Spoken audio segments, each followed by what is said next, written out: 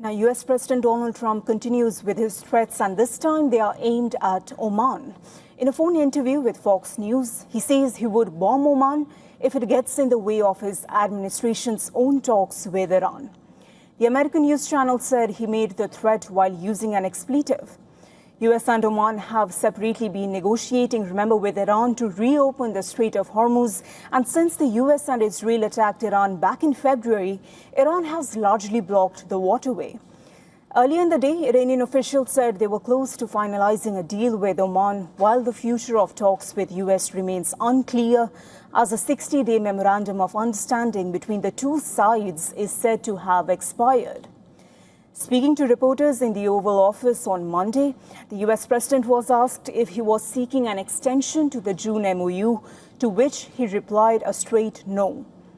Iran, however, has a different view. The country's foreign ministry spokesperson said that the deadline was irrelevant because the US had violated the deal early on.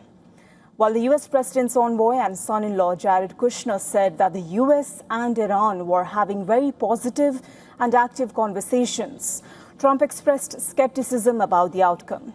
He told reporters that Iran will not make the deal he thinks is necessary.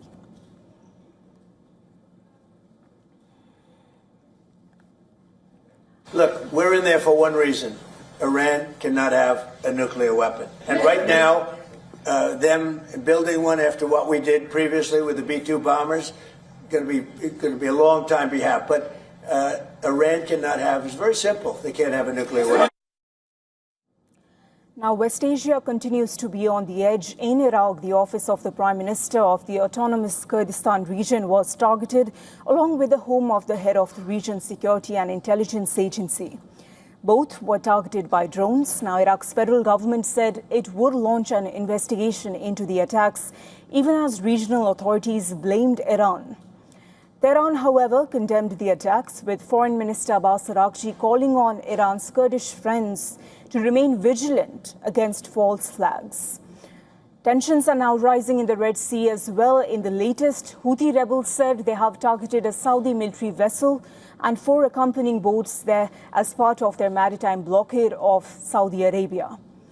The Houthis have been at war with Saudi Arabia since it intervened in Yemen's civil war in 2015, but a ceasefire had been in place since 2022.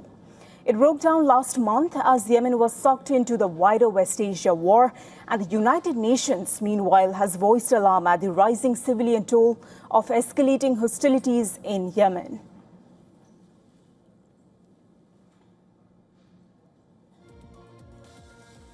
OCHA continues to monitor the humanitarian impact and calls on all parties to uphold their obligations under international... Yemeni people from further misery.